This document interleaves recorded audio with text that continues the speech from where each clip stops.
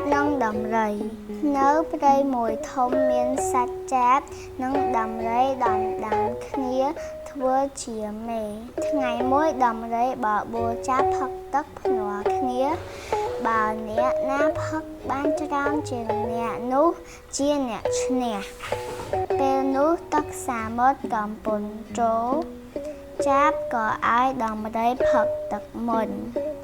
ទឹកសមុទ្រប្រែពិបាកលេបណាស់